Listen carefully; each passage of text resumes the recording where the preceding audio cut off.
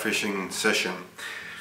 In this episode we're gonna talk about some materials and how you can use them. And specifically this one is gonna be about dubbing. Dubbing is can be a synthetic material like these two, or it can be a natural material like a seal fur or something like that.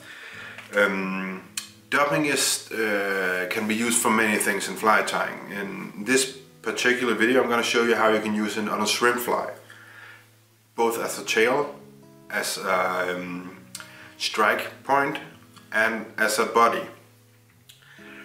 To begin with, I'm going to take this Sea Trout Supreme dub. I'm gonna show you there's a few ways how to tie down dubbing. One of them is to take the bundle you choose, which size you're gonna choose.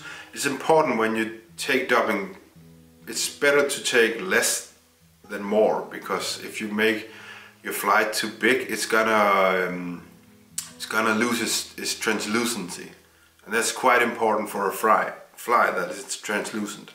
So, but you're gonna take the bundle of your choice, your size, and then you're gonna take it and put it on the line between the two fingers here, the thumb and the index finger, and then you're gonna turn the opposite way with the two fingers, so it will be tangled in the line like that.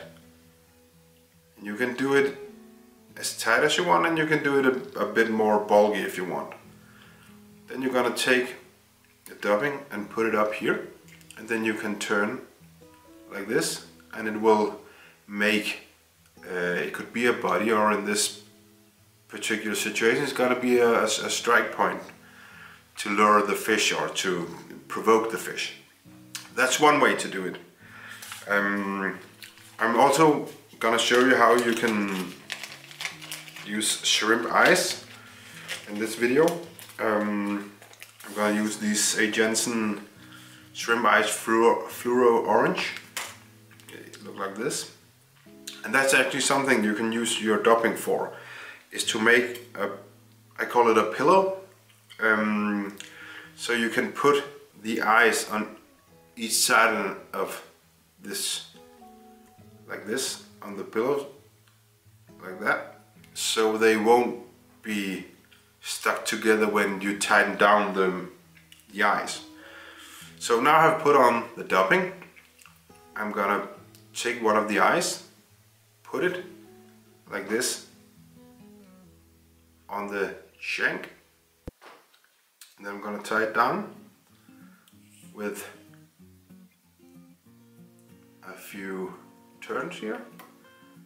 And then you can, when it's stuck there, you can yourself choose how long you're gonna want it. Take it in and out, and you can take it, yeah, you can change the position of the eyes as you would like it. And when you have found the position, hold the eye with your fingers and tighten down the rest of the eye shaft or the eye shank, and go back up to the eye, and then it's in place. Then you do the exact same thing on the other side. Take your shrimp eye, put it on the other side of the dubbing pillow, like that. Tie it just with a few strings down. Find out how you want it. I want it like that, just like that. And then you just gotta tie that down as well. And then you actually got the eyes on. And then you're gonna cut the spare parts of the eyes off.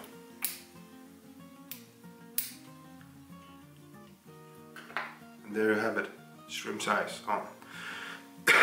The next thing here is dubbing comes in different length. There are STF dubbing, which is a longer fibered material, and then you have what's called SLF, for example, which is a short haired material, or short fibered. Now I've used a piece of dubbing to make a striking point. Now I'm gonna make a tail or for this fly. So I'm gonna take a bigger bunch here. Then I'm gonna pull it. So you can see I've gonna get a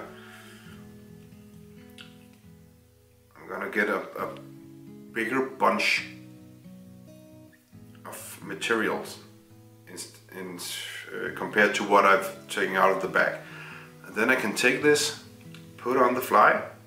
You can actually lay it on top of it if you want, and then just gently nurture it down on each side of the fly like this. So you can see here, I got it all around. Hold it there. Make a loose turn over the fly, and when you can see you all the way around, tighten it down. Then it's stuck. Then you just tighten down your materials like that. Then you can take the spare part of the materials like these, press them forward like that, and then you can use them as well. So you get the full amount out of the material. You don't have to throw as much out. So now I actually got the head of a shrimp fly ready to go.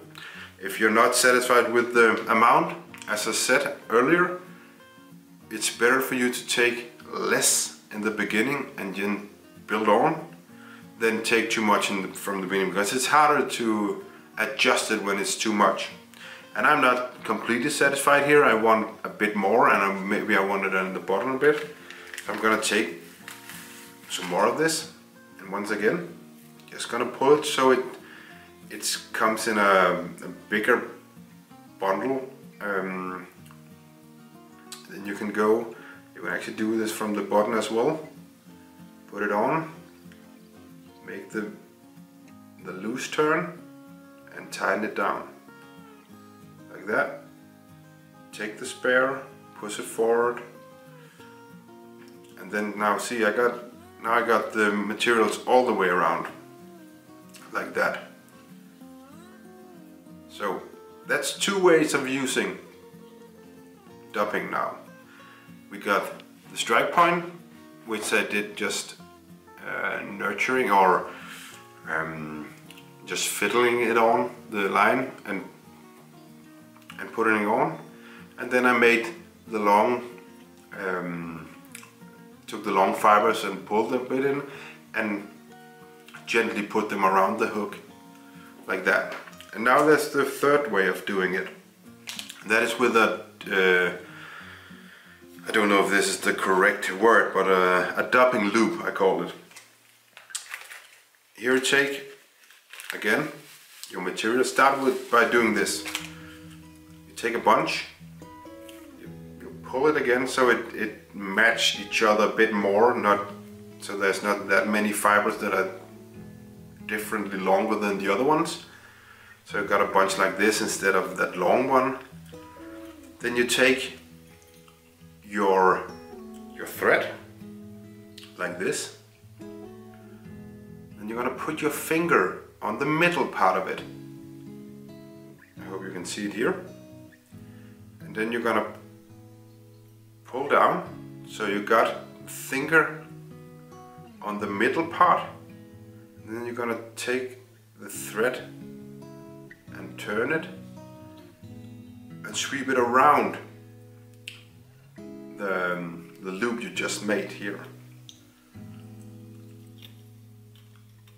So do that sometimes, so you got a triangle or a loop if you want to call it that. And then you can go down the shank with your thread, and then we're ready to put on dubbing in a new way. Then you can take the bunch of dubbing you have prepared, put this in the loop or the triangle like this. You can spread them out a bit. It's very important here that you hold the two lines together in the triangle, and in the end of it you hold it with your finger, so you have a grip on it. And then you're gonna spread it out here like this.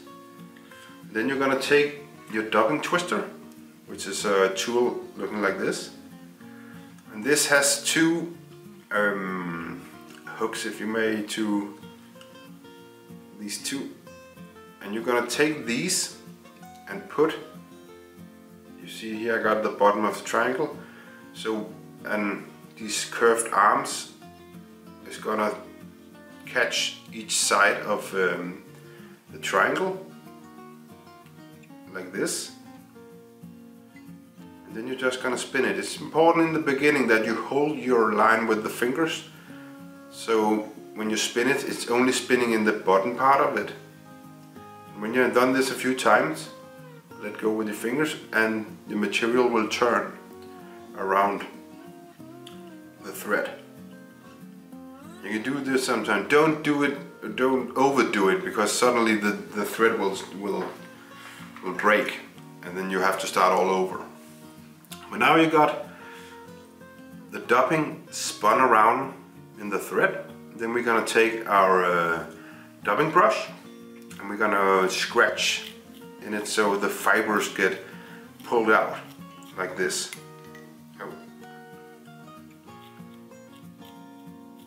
Once again, do it a bit gently because you can't ruin the thread by doing this. But when you're ready here and you think you are done scratching up the materials, brushing it out, you can just start turning. It's important here, take the materials and pull them that way that you want them to flow. So I want the materials to go that way, so I take it when I come up here and I pull it that way, because then I won't tie them down with my next turn. And I'm just gonna do it like this all the way down to the bottom of the hook. Something like this. I've put a bit, I haven't put enough on, then I can cheat a bit. I can take some of the spare part and just do like I did up with the strike point, and just twist it with my fingers and just put on the last part of it. That's only if you not have enough on, like I just made a mistake up here. But then you're actually put on your dubbing. You use three different techniques, and then you're actually good to go. Many flies is tied with different dubbing techniques. In the end, when you are done putting on the dubbing, take your dubbing needle and again scratch out the materials like this.